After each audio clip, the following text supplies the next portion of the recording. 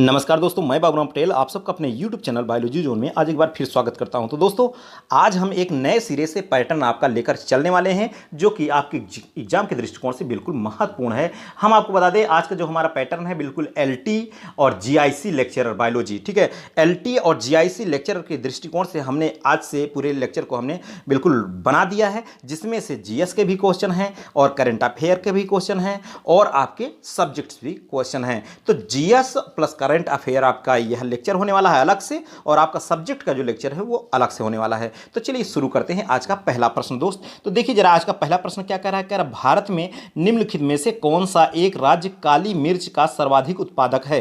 भारत में कौन सा एक राज्य ऐसा है जो काली मिर्च का सर्वाधिक उत्पादक है, ऐसा यह कह रहा है। दोस्त, तो इसका सही उत्तर क्या होगा। आंध्र प्रदेश कह रहा है, केरल, कर्नाटक, तमिलनाडु। तो इसका सही उत्तर है केरल। कौन सा मेरे दोस्त, वो है केरल। देखिए, हम आपको इसके संबंध में बता दें, सबसे पहले देखिए काली मिर्च का जो सर्वाधिक उत्पादन केरल में होता था, परंतु वर्तमान में इसमें नेशनल हॉर्टिकल्चर बोर्ड के आंकड़ों के अनुसार काली मिर्च का सर्वाधिक उत्पादन, देखिए जो आंकड़ा लिया गया है वर्ष 17 और 18, 2017 और 18 के दृष्टिकोण से अगर देखा जाए तो कर्नाटक राज्य में होता है। लेकिन यहां आपका उत्तर क्या होगा दोस्त, यहां पर आपका उत्तर है केरल, ठीक है। चलिए क्वेश्चन नंबर 2 की तरफ अगर हम बढ़े, क्वेश्चन नंबर 2 क्या कह रहा है, इसको देखिए।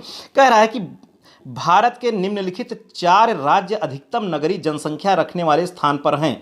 निम्न आरोही क्रम में उनका कौन एक सही अनुक्रम है। पता है, इनमें से कह रहा है कि भारत के जो राज्य हैं वो 4 राज्य जो अधिकतम नगरीय जनसंख्या रखते हैं, उनको आरोही क्रम में कौन सा एक सही विकल्प है। कह रहा है महाराष्ट्र, उत्तर प्रदेश, तमिलनाडु, पश्चिम बंगाल। ऐसा नहीं, यह आपका गलत है बिल्कुल जी, यह नहीं हो सकता। इसका देखिए दूसरे में कह रहा है उत्तर प्रदेश, महाराष्ट्र, पश्चिम बंगाल, तमिलनाडु। यह भी नहीं है। तमिलनाडु, पश्चिम बंगाल, महाराष्ट्र, उत्तर प्रदेश नहीं। कह रहा पश्चिम बंगाल, तमिलनाडु, उत्तर प्रदेश, महाराष्ट्र। जी बिल्कुल यही सही है। आपका ऑप्शन नंबर डी इसका राइट आंसर है। डी इसका सही उत्तर है। देखिए, क्योंकि देखिए वर्ष 2011 की जनगणना के अनुसार हम आपको बता रहे हैं इसमें, ठीक है। जो 2011 की जनगणना के अनुसार 4 राज्य अधिकतम नगरीय जनसंख्या रखने वाले राज्यों में आरोही क्रम में इसी प्रकार बनेंगे, ठीक है। कैसे, पहले पश्चिम बंगाल आएगा, फिर उसके ज़्यादा कौन, तमिलनाडु, फिर उत्तर प्रदेश है, फिर सबसे ज़्यादा किस में है, महाराष्ट्र में है। तो इसका डी इसका राइट आंसर है, ठीक है। चलिए क्वेश्चन नंबर 3 की तरफ बढ़ते हैं, ठीक है। क्वेश्चन नंबर 3 क्या कह रहा है उसको देखिए दोस्त। देखिए क्वेश्चन नंबर 3 में यहाँ पर कह रहा है, सिमुक किस वंश का संस्थापक था। सिमुक किस वंश का संस्थापक था, ऐसा ये कह रहा है। देखिए हम आपको बता दें, कह रहा पांड्य का था, सातवाहन का था, चोल का था, चेर का था। इस सिमुक सातवाहक वंश का संस्थापक था, ठीक है। किसका, सातवाहक वंश का संस्थापक था सिमुक। जबकि चोल वंश का जो संस्थापक है वह विजयालय एवं चेर वंश का संस्थापक उदयजेराल था, ठीक है। इसका राइट आंसर क्या हो गया दोस्त, इसका राइट आंसर है बी नंबर। चलिए क्वेश्चन नंबर हम 4 की तरफ बढ़ते हैं दोस्त। 4 नंबर क्वेश्चन क्या कह रहा है, इसको भी देखिए। 4 नंबर का क्वेश्चन देखिए, कह रहा है कि सूची फर्स्ट को सूची सेकंड से सुमीलित कीजिए तथा सूचियों के नीचे दिए गए कूट का प्रयोग करते हुए सही उत्तर का चयन कीजिए। यह है सूची फर्स्ट और यह है सूची सेकंड। कह रहा है कि अब देखिए वर्ष दिया है, इधर युद्ध दिया है, तो बताइए किस वर्ष में कौन सा युद्ध हुआ है। यहाँ आपको क्या करना है, यहाँ आपको सेट करना है दोस्त। जैसे यहाँ पर ए ऑप्शन में कह रहा है कि 1556, यहाँ क्या कह रहा है दोस्त, 1556। तो आपको बता दें 1556 में हुआ था पानीपत का द्वितीय युद्ध का। क्या हुआ था, पानीपत का द्वितीय युद्ध हुआ था 1556 में, ठीक है। दूसरा जो 1576 है दोस्त, 1576 है, ये हल्दी घाटी की लड़ाई हुई थी। क्या हुई थी, हल्दी घाटी की लड़ाई हुई थी। फिर जो दे रहा है 1817 से 19 दे रहा है दोस्त, इसका जो है तृतीय मराठा युद्ध हुआ था। कौन हुआ था, तृतीय मराठा युद्ध हुआ था। और उसके बाद बचा एक डी नंबर, तो इसका 1799 में कौन हो जाएगा दोस्त, ये हो जाएगा चतुर्थ मैसूर युद्ध हो जाएगा, ठीक है। अब इसका मिलान देख लीजिए, किससे मिलान कर रहा है दोस्त, ठीक है। तो 4 पहले आ रहा है, 4 फिर 3 फिर 2 1, 4 3 2 1 कहाँ है दोस्त, तो ये बी नंबर इसका सही उत्तर है। 4 3 2 1 इसका राइट आंसर है, ठीक है। अगला क्वेश्चन नंबर 5 की तरफ अगर बढ़े तो क्वेश्चन नंबर 5 क्या कर रहा है, इसको देखिए जरा। कह रहा है निम्नलिखित में से कौन अतिवादी नहीं था। अतिवादी इनमें से कौन नहीं था दोस्त, ऐसा ये प्रश्न कह रहा है। तो अतिवादी कौन नहीं था, देखिए कह रहा है कि सुरेंद्र नाथ बनर्जी नहीं थे, लाला लाजपत राय थे, बिपिन चंद्र पाल, बाल गंगाधर तिलक। तो इसका सही आंसर है दोस्त ए नंबर, ठीक है। कौन अतिवादी नहीं था, तो वो नहीं थे सुरेंद्र नाथ बनर्जी, ठीक है। सुरेंद्र नाथ बनर्जी अतिवादी नहीं थे, बल्कि ये कैसे थे, ये उदारवादी थे। कैसे थे दोस्त, ये थे उदारवादी। कैसे थे ये उदारवादी थे। और जबकि लाला लाजपत राय और बिपिन चंद्र पाल और बाल गंगाधर तिलक, ये तीनों लोग कैसे थे, अतिवादी थे। क्वेश्चन नंबर 6 की तरफ अगर बढ़े, क्वेश्चन नंबर 6 क्या कर रहा है, इसको देखिए भाई। क्वेश्चन नंबर 6 क्या कह रहा है, कह रहा है कि भारतीय, क्या कह रहा है दोस्त, कह रहा भारतीय राजनीतिक प्रणाली को कहा जाता है?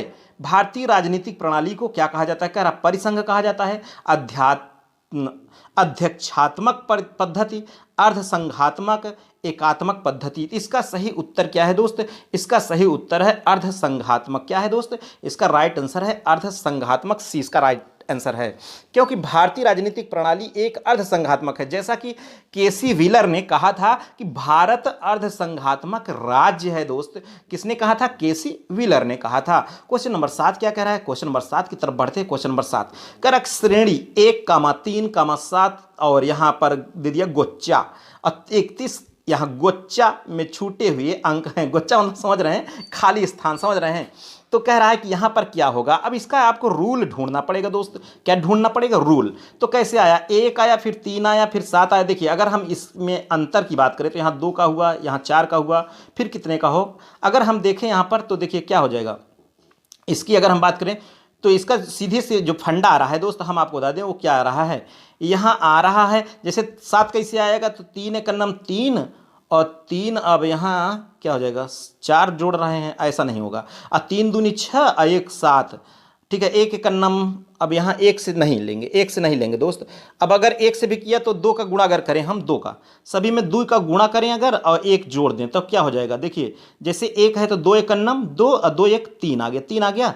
2 एक नम 2 और 1 3 और 3 दूनी 6, 3 दूनी 6 1 7 और 7 दूनी 14 1 15। यहाँ क्या होना चाहिए? 15। अब 15 दूना 30 1 31, 31 दूना 62, 62 1 63। ठीक है, तो इतना मतलब गुणते 2 अब प्लस 1 का रूल चल रहा है, इंटू 2 अब प्लस 1 का रूल चल रहा है। तो इसमें क्या हो जाएगा दोस्त? 15 और 63। 15 63 किसमें? डी नंबर में। तो इसका सही उत्तर क्या हो गया? 15 और 63 इसका राइट आंसर है। क्वेश्चन नंबर 8 क्या कह रहा है? क्वेश्चन नंबर 8 की तरफ बढ़े तो कह रहा है कि गणित तथा अंग्रेजी की एक परीक्षा में 130 परीक्षार्थी हैं।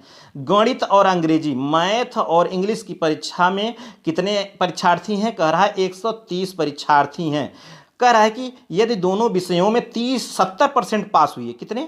70% पास हुए हैं, तो परीक्षार्थियों की संख्या जो कम से कम एक विषय में अनुत्तीर्ण हुए हों कितना है? ऐसा यह कह रहा है दोस्त। तो इसका सही उत्तर क्या होगा? देखिए हम आपको बता दें, सबसे पहले तो फेल हुए परीक्षार्थियों की संख्या निकालेंगे। किसकी? दोनों विषयों में फेल हुए परीक्षार्थियों की संख्या आप जब निकालेंगे 70% हैं, तो पहली बात तो फेल हुए परीक्षार्थियों की संख्या अगर हम 100 माइनस क्या कर दें? 30। 100 माइनस क्या कर दें? नहीं, 100 माइनस 70, 100 माइनस 70, 70% पास हैं तो मतलब 100 का 70 तो मतलब 70। अब फेल कितने हो गए? 100 में 70 निकाल दिया तो 30। 30% क्या है? ये फेल हैं 30%। ठीक है, 30% क्या है दोस्त? 30% हैं फेल। अब यहां पर आपको बता दें, अब आपको 30% कितने का निकालना है? 130 अभ्यर्थियों में निकालना है। 130 का 30% निकालिए तो 130 इंटू 30/100। अब इसको हल करेंगे 0 0 0 0 और 13 तिया कितना आ गया? ये आ गया 39। तो इसका राइट आंसर क्या हो जाएगा? 39। इसका डी ऑप्शन सही है। इसका डी ऑप्शन सही है दोस्तों। ठीक है, चलिए अगला क्वेश्चन 9 नंबर बढ़ते हैं। क्वेश्चन नंबर 9 क्या कह रहा है? कह रहा है निम्नलिखित युग्मों में से कौन एक सही सुमेलित नहीं है? इसमें कौन सही सुमेलित नहीं? कह रहा हार्मोन मूड, कह रहा एंजाइम उपापचय, एंटीऑक्सीडेंट पाचन, ऊर्जा, वसा। तो हम आपको बता दें इसका सही आंसर क्या है दोस्त? इसका सही उत्तर हो जाएगा सुमेलित नहीं है कौन? एंटीऑक्सीडेंट पाचन। क्योंकि हम आपको बता दें एंटीऑक्सीडेंट का पाचन में प्रत्यक्ष रूप से कोई संबंध नहीं है। ये शरीर में पाचन और अन्य क्रियाओं में ऑक्सीकरण के फलस्वरूप उत्पन्न मुक्त मूलक के प्रभाव को नष्ट करने में सहायक होते हैं। ठीक है, और अगर इसके हिसाब से विकल्पों के हिसाब से देखें दोस्त तो इसका जो है हम आपको बता दें ये इसको छोड़कर, सी को छोड़कर सभी विकल्प क्या है? सुमेलित हैं। क्वेश्चन नंबर 10 की अगर बात करें, क्वेश्चन नंबर 10 क्या कह रहा है? कह रहा है मानव शरीर में आयोडीन की कमी मुख्यतः कारण से हो सकती है।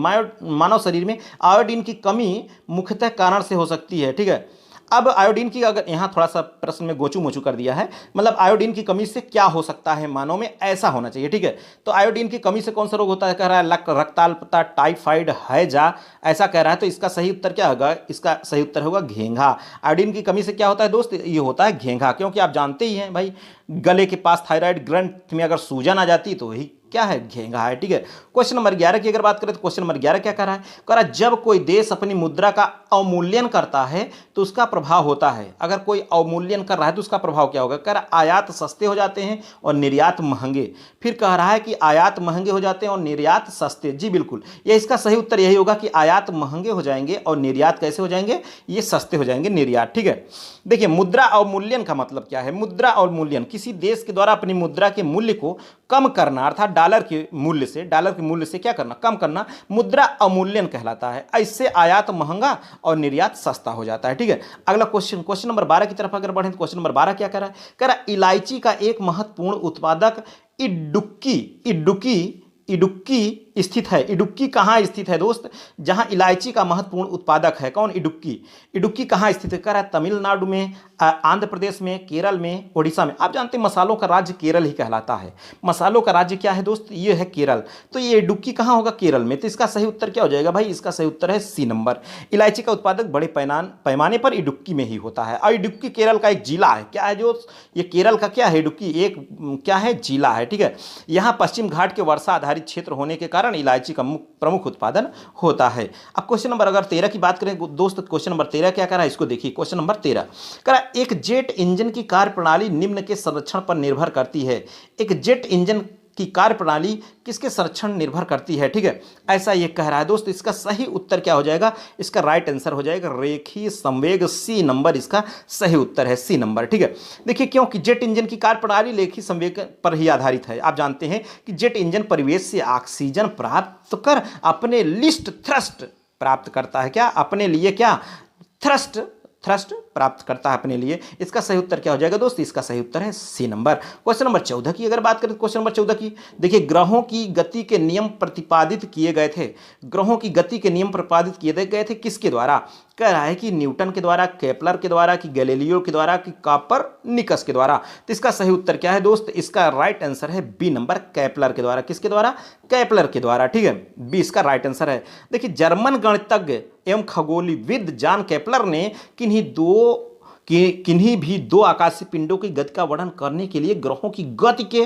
3 नियम प्रतिपादित किया था। कितने ग्रहों की गति के, अब यहाँ तो पूछ रहा ग्रहों की गति के प्रतिपादित किया था, लेकिन इससे संबंधित इसने कितने 3 नियम प्रतिपादित किए थे, किसने, केपलर ने। इसका सही उत्तर क्या है, बी नंबर। क्वेश्चन नंबर 15 की अगर बात करें दोस्त, तो 15 नंबर में कह रहा है कि निम्नलिखित में से किस पाकिस्तानी नागरिक को भारत सरकार द्वारा भारत रत्न से सम्मानित किया गया था। अब देखिए क्वेश्चन बहुत ज्यादा इंपॉर्टेंट है। निम्नलिखित में से किस पाकिस्तानी नागरिक को भारत सरकार द्वारा भारत रत्न से सम्मानित किया गया। नागरिक है पाकिस्तानी, अब भारत रत्न से भारत वाले सम्मानित कर रहे हैं, तो कौन थे, कर खान अब्दुल गफ्फार खां, लियाकत अली खां, M.A. जिन्ना, मोहम्मद इकबाल। तो इसका सही उत्तर क्या है मेरे दोस्त, इसका राइट आंसर क्या होगा आप बताइए। इसका राइट आंसर है ए नंबर, खान अब्दुल गफ्फार खां। क्योंकि भारत रत्न पुरस्कार की स्थापना, देखिए भारत रत्न पुरस्कार की जो स्थापना है 2 जनवरी, कब, 2 जनवरी 1954 को की गई थी। और उत्तर पश्चिमी सीमा प्रांत में लाल कुर्ती आंदोलन चलाने वाले खुदाई खिदमतगार दल के संस्थापक खान अब्दुल गफ्फार खां को 1987 में भारत रत्न से सम्मानित किया गया था। यह सम्मान प्राप्त करने वाले वे पहले गैर भारतीय नागरिक थे। कौन, खान अब्दुल गफ्फार खां। क्वेश्चन नंबर 16 की अगर बात करें दोस्त, क्वेश्चन नंबर 16 देखिए, कह रहा है अष्टाध्यायी लिखी गई थी, किसके द्वारा लिखी गई थी अष्टाध्यायी, कह रहा है वेदव्यास द्वारा, पाणिनि द्वारा, कि सुखदेव द्वारा, वाल्मीकि द्वारा। तो इसका सही उत्तर है पाणिनि। किसके द्वारा, पाणिनि के द्वारा लिखी गई थी अष्टाध्यायी। ठीक है, इसका राइट आंसर क्या हो गया भाई, इसका राइट आंसर हो गया बी। अब 17 नंबर क्वेश्चन की तरफ हम बढ़ते हैं दोस्त। देखिए 17 नंबर का क्वेश्चन क्या कह रहा है दोस्त, 17 नंबर की अगर हम बात करें, कह रहा है पुराणों की संख्या है, पुराण की संख्या कितनी है, कह रहा है 16 है कि 18 है कि 19 है कि 21 है। तो पुराण की संख्या कितनी दोस्त, ये है 18। ठीक है, इसका राइट आंसर क्या हो गया, इसका राइट आंसर है बी नंबर। चलिए क्वेश्चन नंबर अब हम 18 की बात करते हैं दोस्त। क्वेश्चन नंबर 18 की तरफ बढ़ लेते हैं। देखिए क्वेश्चन नंबर 18 क्या कह रहा है दोस्त, इसको जरा ध्यान दीजिए। कह रहा शेख निजामुद्दीन औलिया की दरगाह स्थित है। शेख निजामुद्दीन औलिया की दरगाह कहाँ स्थित है, कह रहा आगरा में है, अजमेर में है, दिल्ली में है, फतेहपुर सीकरी में है। इसका सही उत्तर क्या होगा दोस्त, इसका राइट आंसर है सी नंबर। कहाँ स्थित है, दिल्ली में। ठीक है, कहाँ है दोस्त, दिल्ली में है शेख निजामुद्दीन औलिया की दरगाह। अगला क्वेश्चन क्या कर रहा है, क्वेश्चन नंबर 19 की तरफ अगर बढ़े तो देखिए क्वेश्चन नंबर 19 कह रहा है कि पूर्ण स्वराज्य की घोषणा भारतीय राष्ट्रीय कांग्रेस के अधिवेशन में हुई थी। ठीक है, कह रहा पूर्ण स्वराज्य की घोषणा भारतीय राष्ट्रीय कांग्रेस के अधिवेशन में हुई थी, कराची के, लाहौर के, कलकत्ता के, नागपुर के। तो इसका सही उत्तर क्या है मेरे दोस्त? इसका राइट आंसर है लाहौर के। कहाँ के? लाहौर के। ठीक है, अगला क्वेश्चन देखिए दोस्त, अगला क्वेश्चन क्या कह रहा है? क्वेश्चन नंबर 20 कह रहा है कि निम्नलिखित घटनाओं को कालानुक्रम में व्यवस्थित कीजिए तथा नीचे दिए गए कूट से सही उत्तर चुनिए। कह रहा असहयोग आंदोलन, फिर जलियांवाला बाग हत्याकांड, गांधी का चंपारण सत्याग्रह कि सविनय अवज्ञा आंदोलन। बताइए, अब ऐसा ये कह रहा है दोस्त, तो इसका अब कैसे आप करेंगे? इसका जो कूट है अब कह रहा है कि पहले 1 2 3 4 के क्रम में, कि 3 4 1 2 के क्रम में, कि 3 2 1 4 के क्रम में, ऐसा ये कह रहा है दोस्त। तो इसका सही उत्तर क्या होगा? इसका राइट आंसर क्या होगा दोस्त? इसके राइट आंसर को आप बताइए, कैसे इसको बताएंगे? तो इसका राइट आंसर है सी नंबर। क्या है मेरे दोस्त? इसका राइट आंसर है सी नंबर, 3 2 1 4। ठीक है, 3 2 1 4।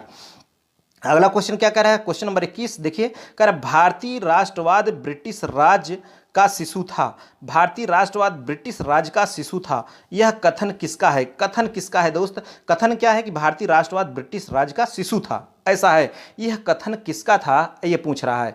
कह रहा है कि बिपिन चंद का था, कि आर कोपलैंड का था, कि आर.सी. मजूमदार का था, कि पी.ई. रॉबर्ट्स का था। यह कथन किसका था? आर कोपलैंड का था। किसका था? आर कोपलैंड का यह कथन था।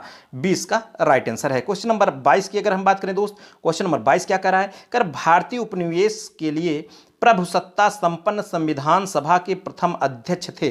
कौन थे भारतीय उपनिवेश के लिए प्रभुसत्ता संपन्न संविधान सभा के प्रथम अध्यक्ष कौन थे?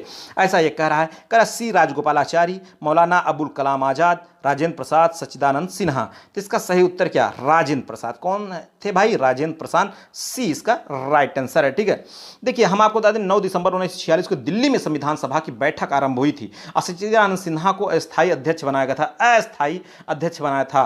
ठीक है, 11 दिसंबर 1946 को सभा ने डॉक्टर राजेंद्र प्रसाद को अपना स्थायी अध्यक्ष चुन लिया। चूंकि भारतीय राज्य स्वतंत्रता अधिनियम 1947 के द्वारा संविधान सभा भारतीय अधिराज्य के लिए संप्रभुत्व संविधान सभा घोषित की गई तथा तत्कालीन अध्यक्ष राजेंद्र प्रसाद ही थे। ठीक है, कौन थे? राजेंद्र प्रसाद। क्वेश्चन नंबर 23 की अगर हम बात करें, क्वेश्चन नंबर 23 क्या कह रहा है? इसको देखिए, कह रहा भारत के संविधान के किस अनुच्छेद में उसके संशोधन की प्रक्रिया दी गई है? भारत के संविधान के किस अनुच्छेद में उसके संशोधन की प्रक्रिया दी गई है? ऐसा यह प्रश्न है दोस्त। तो कब दी गई है? इसका राइट आंसर क्या होगा दोस्त? इसका राइट आंसर है सी नंबर 368। कब? 368। देखिए हम आपको बता दें, भारतीय संविधान के भाग 20, भाग कौन? भाग 20 के अनुच्छेद 368 में संसद को संविधान एवं इसकी व्यवस्था में संशोधन की शक्ति प्रदान की गई है। अनुच्छेद 368 3 प्रकार के संशोधनों की व्यवस्था करता है। पहला संशोधन क्या? संसद के साधारण बहुमत से, संसद के 2/3 बहुमत से, राज्य के विधानमंडल की स्वीकृति से। ठीक है, क्वेश्चन नंबर 24 क्या कह रहा है? क्वेश्चन नंबर 24 की अगर बात करें, कह रहा भारतीय संविधान के किस अनुच्छेद के तहत सर्वोच्च न्यायालय भारतीय नागरिकों के मौलिक अधिकारों की सुरक्षा करता है? मौलिक अधिकारों की सुरक्षा करता है। कह रहा है कि अब यहाँ 74, 56, 16, 32। इसका राइट आंसर क्या है दोस्त? इसका राइट आंसर है 32। डी इसका सही उत्तर है। अनुच्छेद 32 के तहत देखिए हम आपको बता सर्वोच्च न्यायालय तथा अनुच्छेद 226 के तहत उच्च न्यायालय मौलिक अधिकारों के उल्लंघन की स्थिति में उपचार प्रदान करते हैं। क्वेश्चन नंबर 25 क्या कह रहा है? क्वेश्चन नंबर 25 है, निम्नलिखित में से कौन सा नीति निर्देशक तत्व है? समान आचार संहिता। नीति निर्देशक तत्व कह रहा है समान आचार संहिता, प्रेस की स्वतंत्रता, धर्म की स्वतंत्रता, विधि के समक्ष समानता। तो इसका राइट आंसर क्या हो जाएगा दोस्त? इसका राइट आंसर समान आचार संहिता। ए इसका राइट आंसर है। ठीक है, नीति निर्देशक तत्व के अंतर्गत समान आचार संहिता अनुच्छेद 44 का उल्लेख किया गया है, जबकि प्रेस की स्वतंत्रता अनुच्छेद 19 फर्स्ट ए, धर्म की स्वतंत्रता अनुच्छेद 25 से 28 तथा विधि के समक्ष समानता अनुच्छेद 14 मूल अधिकारों के अंतर्गत आते हैं। क्वेश्चन नंबर 26 की बात करें, क्वेश्चन नंबर 26 का फॉकलैंड धारा प्रवाहित होती है। फॉकलैंड धारा प्रवाहित होती है कर ऑस्ट्रेलिया के पूर्वी तट के सहारे, दक्षिण अफ्रीका के पश्चिमी तट के सहारे, अर्जेंटीना के पूर्वी तट के सहारे, जापान के पूर्वी तट के सहारे। इसका राइट आंसर है अर्जेंटीना के पूर्वी तट के सहारे। ठीक है, अर्जेंटीना के पूर्वी तट के सहारे। क्वेश्चन नंबर 27 की अगर हम बात करें, क्वेश्चन नंबर 27 क्या कह रहा है? कह रहा निम्नलिखित में से कौन सा युग्म सुमेलित है? निम्नलिखित में से कौन सा युग्म सुमेलित है? ऐसा यह कह रहा है। कह रहा साइप्रस, बगदाद, लेबनान, बेरूत, कह रहा टर्की, अशगाबाद की यूक्रेन, अकमोला। तो इसका कौन सही सुमेलित है? इसका राइट आंसर है बी नंबर, ये सुमेलित है लेबनान, बेरूत। ठीक है, क्योंकि देखिए हम आपको बता दें जो साइप्रस है देश है, ये सभी देश हैं दोस्त, ये सभी क्या है, ये देश हैं और ये राजधानी है, क्या है, ये राजधानी है। तो साइप्रस की जो राजधानी है वो निकोसिया है। कहाँ है दोस्त, इसकी राजधानी कहाँ है, साइप्रस की निकोसिया, कहाँ है, निकोसिया है। और लेबनान की राजधानी बेरूत ही है, और टर्की की राजधानी अंकारा है। टर्की की कहाँ है, अंकारा है, ठीक है। और यूक्रेन की कहाँ है, कीव है, ठीक है। चलिए अगला क्वेश्चन देखते हैं भाई। अगला क्वेश्चन नंबर 28 की बात करते हैं। तो ये क्या कह रहा है, 28 नंबर कह रहा है विश्व में पेट्रोलियम का सबसे बड़ा उत्पादक है। विश्व में पेट्रोलियम का सबसे बड़ा उत्पादक क्या है, कह रहा है कुवैत है कि ईरान है, सऊदी अरब है कि रूस है। विश्व में कह रहा है दोस्त, इसका राइट आंसर हो जाएगा सी नंबर, सऊदी अरब है। कौन है, सऊदी अरब है, ठीक है, सऊदी अरब है। चलिए अगला देखिए, हम आपको बता दें अगला क्या है, क्वेश्चन नंबर 29 की बात कर लें। देखिए कह रहा है कि निम्नलिखित राज्यों में से किस राज्य ने सर्वप्रथम पंचायती राज आरंभ किया। ठीक है, कह रहा है यहां पर किस निम्नलिखित राज्यों में से किस राज्य ने सर्वप्रथम पंचायती राज आरंभ किया था। किसने आरंभ किया था पंचायती राज, कह रहा है गुजरात की, राजस्थान की, बिहार की, आंध्र प्रदेश। इसका सही उत्तर क्या है मेरे दोस्त, इसका राइट आंसर है बी नंबर, राजस्थान। ठीक है, कौन, इसका बी नंबर है राजस्थान, इसका सही उत्तर है। ठीक है, अब अगर हम देखिए बात करें तो ये आपको हम बता दें, ये क्वेश्चन हो गए आपके जीएस के। अब करंट अफेयर की हम बात करते हैं दोस्त, करंट अफेयर के क्वेश्चन की हम बात करते हैं। करंट अफेयर क्या है, देखिए, ओह ये तो क्वेश्चन नंबर 40 आ गया। चलिए थोड़ा सा भूल चूक हो गया, अभी 40 को हम, चलिए 40 को ही पहले देख लेते हैं। ठीक है, देखिए 40 नंबर में क्या कह रहा है दोस्त, 40 नंबर का क्वेश्चन कह रहा है अगस्त 2021 में किसे मोटो जीपी इंडिया का नया ब्रांड एम्बेसडर बनाया गया है। कह रहा है कि अगस्त 2021 में किसे मोटो जीपी इंडिया का नया ब्रांड एम्बेसडर बनाया गया। कह रहा है जॉन अब्राहम को, वीरेंद्र सहवाग को, सौरव गांगुली को, रणवीर सिंह को। तो किसको बनाया गया है, जॉन अब्राहम को। किसको, जॉन अब्राहम को। चलिए अब क्वेश्चन नंबर हम शुरू करते हैं 31 से। कह रहा है कि जुलाई 2021 में केंद्र सरकार द्वारा, कब, जुलाई 2021 में केंद्र सरकार द्वारा गठित नए मंत्रालय का क्या नाम है। कर दुग्ध मंत्रालय, सहकारिता मंत्रालय, ग्रामीण विकास मंत्रालय, सांख्यिकी। तो इसका सही उत्तर है सहकारिता मंत्रालय, बी इसका राइट आंसर है। क्योंकि देखिए हम आपको बता दें 6 जुलाई 2021 को केंद्र सरकार ने सहकार से समृद्धि के स्वप्न को साकार करने हेतु नए सहकारिता मंत्रालय का गठन किया है। और यह मंत्रालय देश में सहकारिता आंदोलन को मजबूत करने हेतु एक अलग प्रशासनिक, कानूनी और नीतिगत ढांचा प्रदान करेगा, ऐसा इनका मानना है। क्वेश्चन नंबर 32 की अगर बात करें, क्वेश्चन नंबर 32 कह रहा है 5 अगस्त 2021 को G20 देशों के डिजिटल मंत्रियों की बैठक कहां आयोजित हुई थी। ऐसा कह रहा है कि 5 अगस्त 2021 को G20 देशों के डिजिटल मंत्रियों की बैठक कहां हुई थी। कह रहा है कि नई दिल्ली, ट्राइस्टे कि दोहा, अबू धाबी। इसका राइट आंसर है बी नंबर, ट्राइस्टे। कहां पर, ट्राइस्टे, क्योंकि 5 अगस्त 2021 को G20 देशों के डिजिटल मंत्रियों की बैठक हम आपको बता दें ट्राइस्टे इटली में संपन्न हुआ था। कहां, ट्राइस्टे इटली में संपन्न हुआ था। ठीक है, केंद्रीय इलेक्ट्रॉनिक्स और सूचना प्रौद्योगिकी मंत्री अश्विनी वैष्णव ने वर्चुअल रूप से इस बैठक में भारतीय प्रतिनिधि मंडल का नेतृत्व किया था। क्वेश्चन नंबर 33 की बात करते हैं। क्वेश्चन नंबर 33 कह रहा है कि जुलाई 2021 में किस देश ने हेपेटाइटिस सी के लिए दुनिया की पहली सस्ती और प्रभावी दवा विकसित की। बहुत बढ़िया है क्वेश्चन है, जुलाई 2021 में किस देश ने हेपेटाइटिस सी के लिए दुनिया की पहली सस्ती और प्रभावी दवा विकसित की थी, बताइए। इसका सही उत्तर कह रहा है अमेरिका है, मलेशिया है, रूस है, चीन है। तो इसका राइट आंसर क्या है मेरे दोस्त, इसका सही उत्तर है बी नंबर, कौन, बी, मलेशिया। कौन है दोस्त, मलेशिया इसका राइट आंसर है। क्योंकि देखिए हम आपको तो जुलाई 2021 में मलेशिया ने हेपेटाइटिस सी के लिए दुनिया की पहली सस्ती और प्रभावी दवा विकसित की। क्वेश्चन नंबर 34 की बात करें, कह रहा है 21 जुलाई 2021 को संपत्ति सलाहकार कंपनी कोलियर्स इंडिया ने भारतीय कारोबार के लिए किसे मुख्य कार्यकारी अधिकारी सीईओ नियुक्त किया। कह रहा रमेश नायर को, सैकी प्रसाद, पीयूष गुप्ता, देवल वालिया। ठीक है, इसका राइट आंसर क्या है मेरे दोस्त, इसका राइट आंसर है ए नंबर, रमेश नायर। कौन, रमेश नायर इसके सही उत्तर हैं। देखिए 21 जुलाई 2021 को कोलियर्स इंडिया ने भारतीय कारोबार के लिए रमेश नायर को ही मुख्य कार्यकारी अधिकारी नियुक्त किया, सीईओ। यह वह कंपनी के एशिया बाजार विकास के भी प्रबंध निदेशक होंगे। ठीक है, कौन, रमेश नायर। क्वेश्चन नंबर 35 की अगर बात करें, क्वेश्चन नंबर 35 कह रहा है 29 जून 2021 को राष्ट्रपति रामनाथ कोविंद ने कहा भारत रत्न डॉक्टर भीमराव अंबेडकर स्मारक एवं सांस्कृतिक केंद्र का शिलान्यास किया गया। कहाँ शिलान्यास किया गया भाई, इनका कहाँ शिलान्यास किया गया, भारत रत्न डॉक्टर भीमराव अंबेडकर स्मारक एवं सांस्कृतिक केंद्र का शिलान्यास कहाँ होगा। कर नई दिल्ली, आगरा, कि महू कि लखनऊ, कहाँ किया गया शिलान्यास मेरे दोस्त? इसका राइट आंसर क्या है? लखनऊ में किया गया। कहाँ? लखनऊ में। D is the right answer. ठीक है, डी इसका सही उत्तर है। क्वेश्चन नंबर 36 की अगर बात करें तो कह रहा है हाल ही में संपन्न हुए 74वें कांस फिल्म महोत्सव में किसे सर्वश्रेष्ठ फिल्म का पुरस्कार, सर्वश्रेष्ठ फिल्म का पुरस्कार पाम डी ओर प्रदान किया गया? कौन फिल्म है भाई? द कह रहा the square, Titan, A hero, इनेट। इसका राइट आंसर है टाइटन। कौन? इसका राइट आंसर है भाई, इनका राइट आंसर है Titan. Titan is the right answer. देखिए हम आपको बता दें 6 से 17 जुलाई 2021 के मध्य कांस फिल्म महोत्सव का 74वां संस्करण भारत के कांस शहर में आयोजित हुआ था। कहाँ? कांस शहर में आयोजित हुआ था। इस महोत्सव में जूलिया डकोरनाउ द्वारा निर्देशित फिल्म टाइटन को ही सर्वश्रेष्ठ फिल्म का पुरस्कार पाम डी ओर प्रदान किया गया। क्वेश्चन नंबर 37 की तरफ बढ़ते हैं। कह रहा है कि जुलाई 2021 में मुख्यमंत्री महालक्ष्मी योजना किस राज्य में शुरू की गई? महालक्ष्मी योजना किस राज्य में शुरू की गई? ऐसा कह रहा है जुलाई 2021 में। कह रहा उत्तराखंड, मध्य प्रदेश, हरियाणा, राजस्थान। तो कहां शुरू हुई? यह शुरू हुई मेरे दोस्त उत्तराखंड में। कहां?